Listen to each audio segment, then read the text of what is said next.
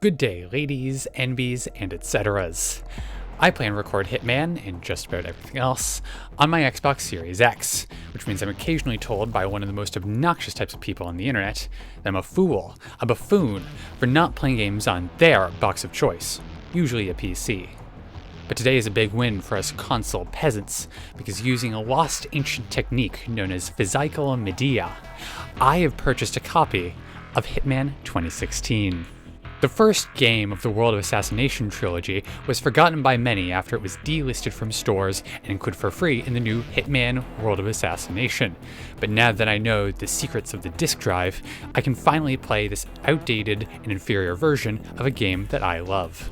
Using this and every other Hitman game I own, I'd like to go back in time for a moment to take a little look at some of the differences between previous entries in the Hitman series and its latest iteration. Welcome to a Facts and Features special episode that's currently going under the internal name of Thank God for Hitman 3. I would add the subtitle of Also by Hitman 3, I mean the most recent Hitman game that's since been rebranded to Hitman World of Assassination, not the other Hitman 3, Hitman Contracts, which despite also being a Hitman 3 that isn't called Hitman 3, is not the Hitman 3 I'm primarily discussing in this video, and is in fact one of only two mainline Hitman games not included in said video, but YouTube titles have a limit of 100 characters. Kicking off with an interesting change, 47 wasn't able to hide using crowds or bushes until Hitman 2 would add that feature in 2018. I do think this was a good feature to bring back from Absolution, especially since it enables one of my favorite Hitman 3 facts, but IOI was insistent on ensuring the functionality wouldn't be useless in Hitman 2016's maps, even though they weren't designed around it. Sometimes this can feel a bit clumsy. Paris in particular seems to have tried to give the crowds a use by adding this annoying super enforcer, who's easiest avoided by blending in. On other maps, it just works. Adding bushes that 47 can hide in to Colorado makes that map infinitely more bearable for suit-only challenges, particularly in Master Mode. What the? Just one problem. I can't show you any footage of Colorado without these bushes. Hitman 2016 was originally a digital-only release, and when IO Interactive finally put out a physical edition, not all of the game's files could fit on the disc. Fortunately, 2016 was designed with scenarios of players only owning certain chunks of it in mind, and so the game is able to let you install the ICA facility and first 4 episodes directly from the disc, while Colorado and Hokkaido download in the background. Unfortunately, the disc does not give you a license to play those maps. Instead, an entire third of the game and its bonus missions are tied to a single-use code that gives your account the license to download and access them. The used copy I bought didn't come with this code. I'm not buying a sealed copy of a game I already own multiple times over at a premium, so I guess I just can't record any footage of Colorado or Hokkaido in Hitman 2016. Fortunately, this wouldn't be as much of a problem for the discs of Hitmans 2 and 3, which do only contain the first few levels, but also act as full licenses for the respective base games, and reserved any code bullshittery for DLC. The newest disc, for World of Assassination, deserves a special commendation for containing the license and files for its entire base game, which includes all of Hitman's 1, 2, and 3. Yes, even Ambrose. As for how this affects me, I do own Hitman 2016 on Steam, so I'll be able to record footage on the missing maps whenever I get around to upgrading to PC. But in the meantime, I am Hokkaido-less. Master Mode has evolved a lot during the trilogy's lifetime. Professional Mode used to be the hardest, and its only counterpart was just normal difficulty. Professional Mode could not be accessed on a first playthrough. You needed Mastery Level 5 on a map to unlock it first. Whatever happened to games having cheat codes till you access this stuff right away? When in Professional Mode, you lost all of your Mastery levels in challenges and had to earn 10 Mastery levels back. The 10 new levels included both the stuff you lost, like starting in smuggle locations, and some new stuff, like weapons for 47. Cameras could only properly detect you on Professional, and if they were destroyed, an NPC would come to investigate. That's weird. Non-standard firearms, and any other items deemed inappropriate for carrying around, were considered illegal or suspicious, whereas in the current version of the game, both that feature and suspicious items have been retired entirely. I wouldn't carry that around if I was you. NPCs heard footsteps from much further away than they would in Master Mode.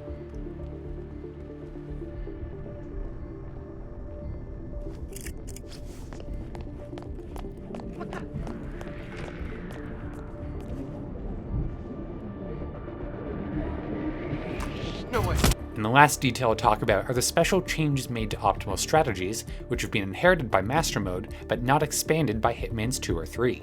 For example, in Paris, you can normally find 2 containers of emetic poison in this kitchen, which can be used to poison Novikov with a bare knuckle boxer, and or his bodyguard with this sushi.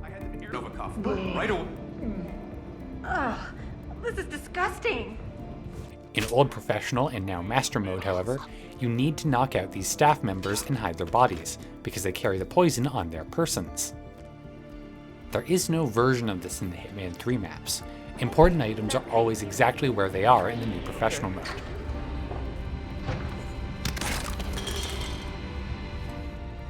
You used to be unable to use Instinct while running or shooting. Trying to do it while running would just prompt you to place the item currently in your hands, stopping you from using Instinct or running, and trying to aim a gun would simply zoom in the camera.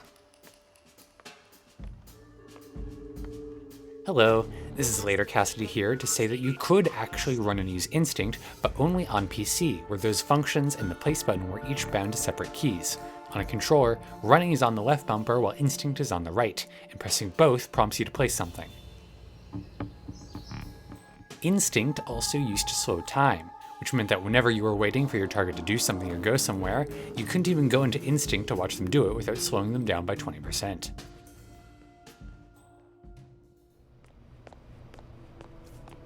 Back in Hitman 2016, it was possible to submit to a frisk you couldn't pass. We got orders to check anyone who comes through here, sir. I'm sure you understand. The game would warn you about it and everything, so it'd only negatively affect the most ignorant players. This did still serve a function though. Whenever you're frisked in 2016, you get a prompt to knock out the guard patting you down. Whoa, dude, I saw targets engaged in a... You copy? I think I just heard someone getting a beating. Both of these features were removed. The former in Hitman 2, likely because it's probably only ever been used accidentally, and the latter in Hitman 3, likely because it's probably only ever been used accidentally. Green light. Go ahead, sir. I've mentioned in Facts and Features number 8 that the music in the Miami VIP Lounge doesn't play in the pause screen, but I didn't mention that it used to play back in Hitman 2.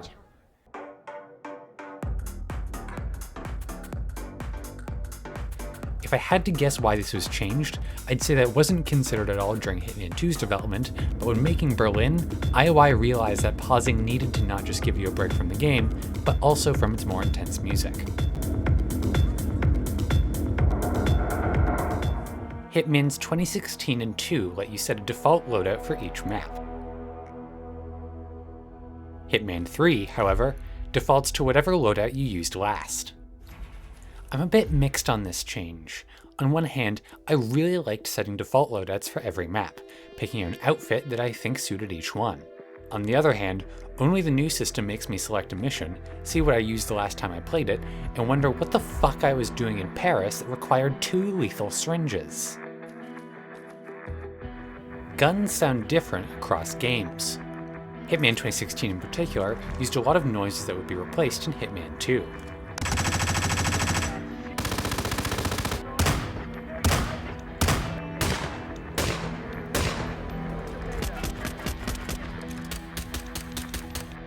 Hitman 3 didn't make many modifications to its predecessor, but among them is the sound that plays when the game displays a picture-in-picture.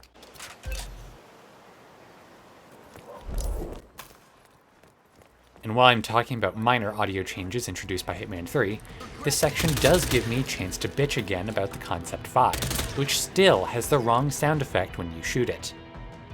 Move on, guys!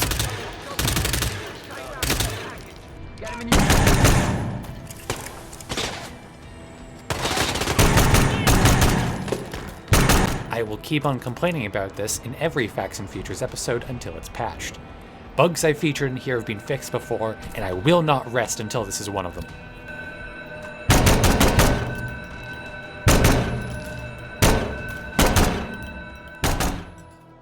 One underrated addition by Hitman 2 was a crosshair. Okay, Hitman 2016 did have a crosshair in the middle of the screen, but only while you were actively aiming your gun. Hitman 2 onwards, by contrast, has a smaller crosshair in the middle of the screen whenever you have a gun out, which makes it much easier to get the kind of quick and elegant kills we expect of 47.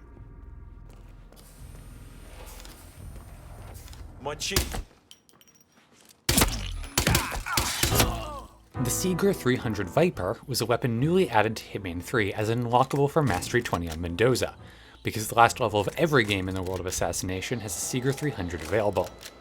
However, while this Viper is new to the game, it's not the first in the world of assassination.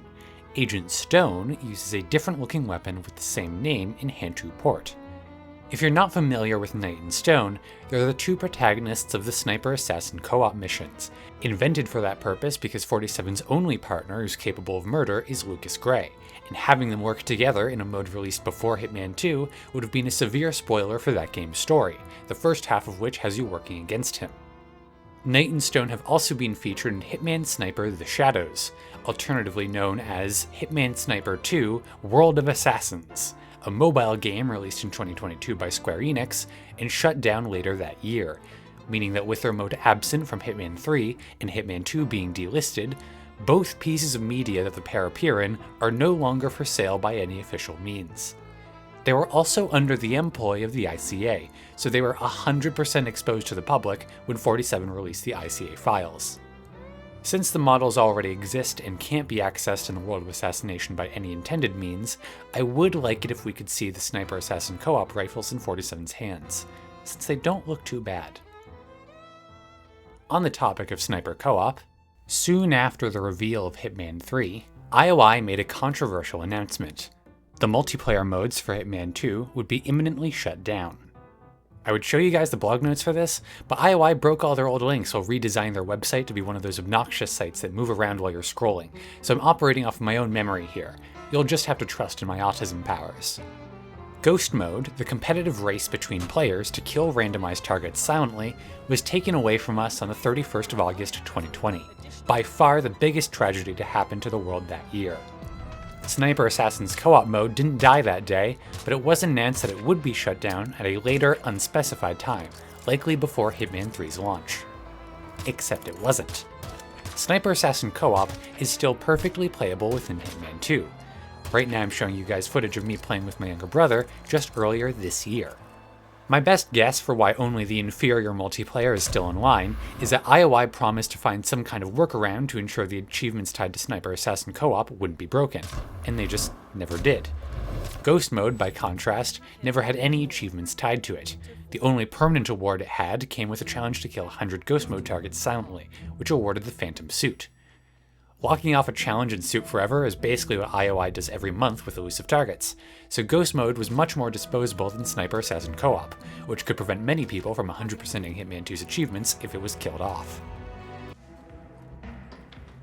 If you are seen by a target but kill them before they report you, it does not void Silent Assassin, as shown by the green guns in the lower left here.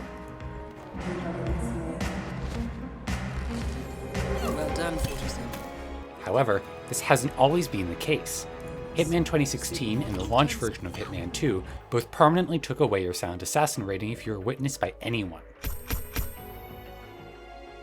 This means that a spontaneous update to Hitman 2 dramatically increased the value of the mission Patient Zero by making it much more feasible to do a kill everyone challenge Silent Assassin. They were infected, 47.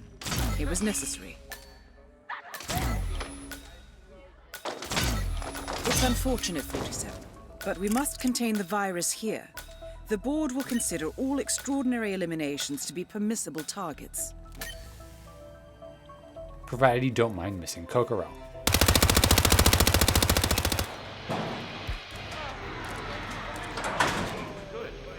Poison hasn't always made smoke. I used to think the smoke when you poison stuff was a little excessive when Hitman 3 released, but having played more of its predecessors, I do genuinely think this is probably for the best.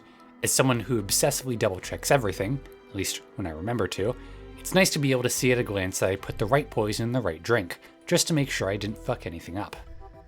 A doctor will escort you to your appointment. Oh. Please proceed to the hospital entrance. Can somebody help me? Briefcases weren't in Hitman 2016. Back in the day, smuggleable items came in these strange stationary cases, and no briefcases could be unlocked within any of the game's levels. Later, when briefcases were added to Hitman 2, IOI retroactively added a few brown leather ones to the older levels in places that made sense, like these desks in Hokkaido and Paris.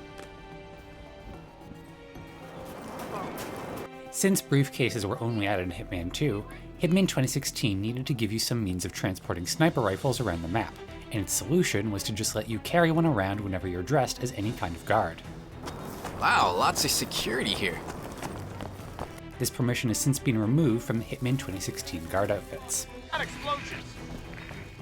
Take him down with extreme prejudice! And while I'm talking about old features, my favorite bug that I discovered and shared in Facts and Features number 4, which makes the RFID coin act like a Pocket 47, still works in Hitman 2. You can see me throw the coin here to escape from the map. Unfortunately, while it's usable in Mumbai, it took until the Hitman 3 map started development for the proximity exits to catch on. And Berlin and Dartmoor, the only other maps that use them, are of course not playable in Hitman 2.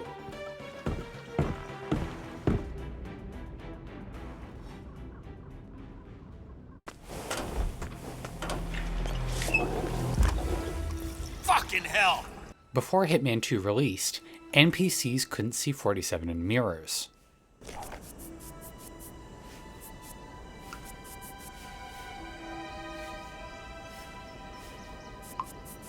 Beautiful! This is unimmersive, but sometimes getting seen in a mirror can feel really bullshit, especially since the game doesn't do a good job of communicating that you're not just getting seen through a wall. What? Hello? Security? I need some help. Oh, thank God. Bullseye! If you pressed X on an Xbox controller, square on a DualShock, or Q on a keyboard back in Hitman's 2016 or Absolution while 47 couldn't perform a relevant melee action, he'd just threaten to punch someone. He doesn't yet know whom, but they will get the fist. This was removed in Hitman 2 because it's silly, and that game takes itself very seriously. Target down. Next up, Robert Knox. The ICA-19 used to be much more inaccurate.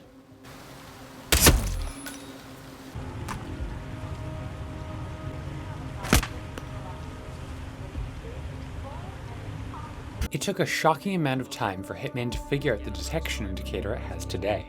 The current indicator, added in a patch to Hitman 2, does a relatively good job of showing you exactly where you're being seen from and how close you are to being spotted, both crucial elements of any HUD element like this. When this new indicator was added, I made some jokes about it looking like a game from the early 2000s because of the bright yellow arrows, but it's definitely leagues ahead of what we had in Hitman 2 on launch, Hitman 2016, and Hitman Absolution, which all pass the first criteria of showing you where the person seeing you is, but are too vague with how much you're being seen. I swear, I think just listening to the whoosh noise in Hitman 2016 might be more reliable than trying to figure out how long we have with this. Well, this is the control. Hey man, who are you? I'm not sure I know you. And this system was of course building off of Absolution. However, to Absolution's credit, it was building off of this. Brilliant! For those lucky enough to not know, before Absolution introduced the pointed indicators, Hitman had the suspicion meter, which does technically fulfill my second criteria of showing how close you are to being spotted, but doesn't give any indication of where from. In the old game's defense, this isn't too much of a problem, because 47 is almost instantly spotted whenever people have a direct line of sight on him while he's trespassing, or in some games, even when he's just in a rush. World of Assassination style arrows wouldn't work, because the stealth mechanics and the expectations of a stealthy player are fundamentally different. You still have a contractual obligation, 47. It may be possible to intercept the target with a head-on approach at the building. Be careful, 47. It's heavily guarded. I can handle it. Mixtape 47, the sound distraction unlockable in Bangkok, plays Chinese music that's been repurposed from Kane and Lynch 2. But because it's a small distraction object, and perhaps also due to 47 listening to the tape over and over again, the audio quality is really bad.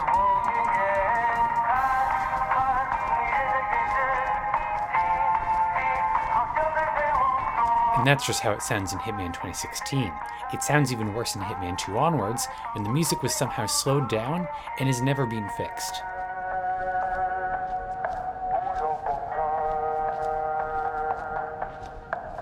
This does at least finally give us an answer as to what 47's favorite genre of music is. He obviously can't listen to classical music due to traumatic memories of his own funeral, but he still enjoys slower melodies, so he just listens to really fucked up C-pop.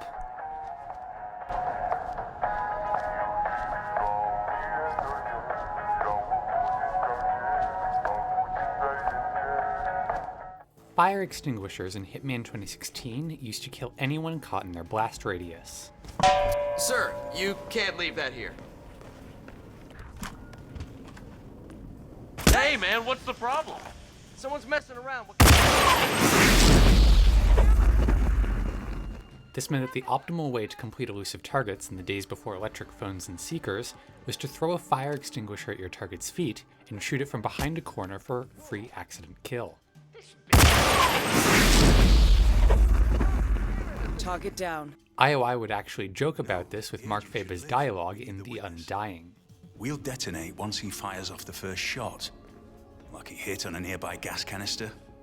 Far-fetched, sure. But they fell for the exploding fire extinguisher a few years ago. Sure it'll work. Which is made especially funny by the fact that by the time players saw that joke, fire extinguisher strats had already been nerfed. Now, they can only knock people out. Though this is also a good thing in some respects, since it's an accident knockout that can get you a free disguise, temporarily remove annoying NPCs, and or shake up everyone's route. And on the topic of nerfs, I have to mention the electric phone, which was a free silent assassin kill on any target.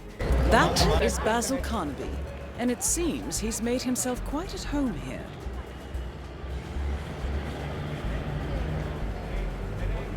All is cool, all is cool.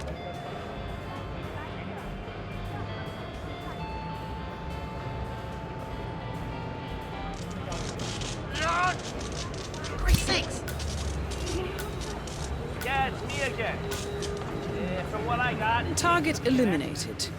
The kill you just witnessed was basically the sole strategy for elusive targets after the release of New York.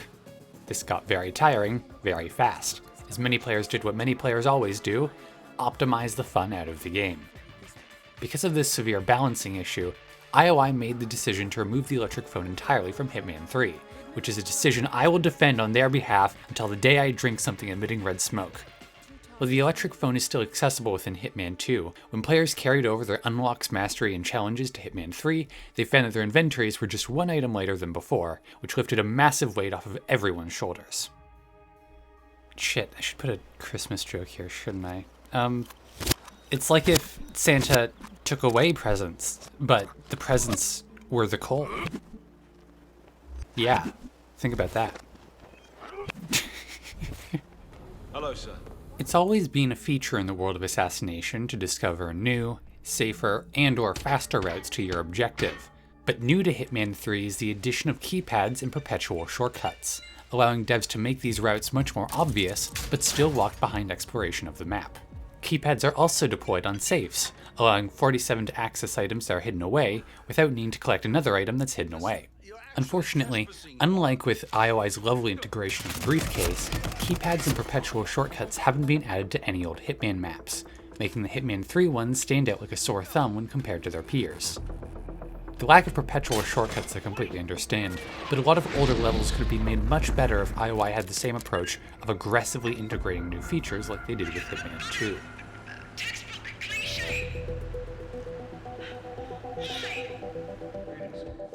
Hitman 3 is the first game by IO Interactive to support screen space reflections, a reflection method that uses information from what's already rendered on your screen for drawing very sharp reflections, which is typical of games from both the previous and new generations of consoles. IOI was so proud of integrating this new technology with Glacier 3, these reflections have been added all over the place in maps new and old. Unfortunately, this method does have some drawbacks. The first is that screen space reflections are very easy to toy with by just moving the camera up and down to mess with what's in your screen space. But to IOI's credit, they did try to hide this by smoothly transitioning SSRs to their backup cube map reflections whenever you move the camera too far down. You can still do it in some areas like the Mumbai skyline or the Freelancer safe house, but most indoor areas are handled okay. However, Hitman is also a third-person game, so in some scenes, 47 has a special shadow, exclusively in the reflection, where the screen space is being blocked by him, a character who is always blocking part of the screen. You may not have noticed this stuff before, but now that I've told you, you will never be able to unsee it. Finally, some last-minute additions that are as much facts as they are news. First, MMA fighter and celebrity elusive target Conor McGregor has been found liable for being a vile bastard, and as such, his DLC has been delisted and made unavailable for purchase, and his elusive target cancelled and likely never coming back. I had no idea how awful he was when I wrote my review for his DLC some time ago, but if I did, I don't think I'd have even made that video. I usually support keeping as much content permanently available as possible. Hell, I'm even willing to give up my exclusive aluminium briefcase, so I hope it illustrates the severity of the situation when I say good riddance to this man and the content that includes him. Shockingly, McGregor isn't alone. While unproblematic king Sean Bean was eventually able to return to Hitman, the original celebrity elusive target, Gary Busey, hasn't returned since his first run in 2016. You'll never find me! I have the power of invisibility! Likely because that would require paying him for the use of his likeness, and developments since his first appearance suggest that he might not be very deserving of the money. Owners of the Disruptor pack will be able to continue to play the ostentatious escalation from the Elusive Target arcade, but with the pack now impossible to purchase, new fans of the world of assassination will be unable to play this specific mid-mission. Finally, the new update added a number of things to everyone's favorite endless mode. First, my personal favorite, we have a new weapon wall featuring items from the post-Freelancer DLCs, finally letting players use these items in Freelancer as I called for in my review of the Disruptor pack. Unfortunately, this wall does include the items from that pack, meaning that if you didn't buy it before it was taken down, you will never be able to fill the empty slots associated with the pack's items. Second, 47's safe house now has Christmas items for any cowards who are willing to surrender the most important battle, the war on Christmas.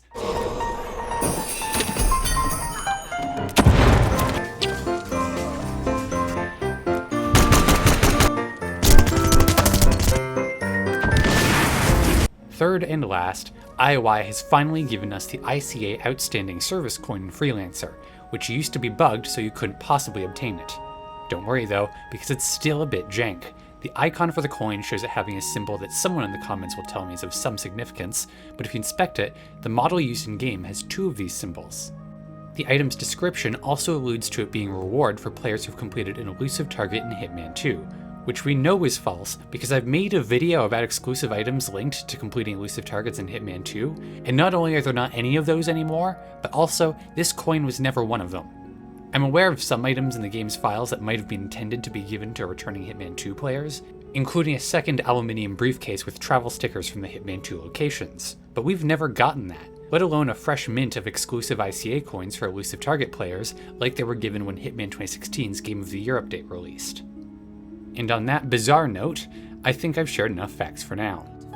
I'd just like to say how amazing it is, especially in an era where games less than half a decade old are remastered, that the world of assassination is able to just quietly and freely upgrade previous entries in a trilogy like this. I wrote that line before the Disruptor was removed, but that's now one of my favorite upgrades IOI's done so far. Good work, Reverse Santa. I know my job is to nitpick their product, but IOI has done some outstanding work with these games, sticking with them even through 3 publishers, 2 different owners, and at one point, near bankruptcy. I'll make fun of it for the rest of my life, but I love this game. I think it's a miracle that it exists at all, let alone that I get paid to teach you guys about it. Thank you all very much for listening. Have a nice holiday. Oh, well. Whoa! Somebody call an ambulance! The drug war between the rivaling Delgado and Moreno cartels saw an escalation this week, as a dozen mutilated bodies were found bricked up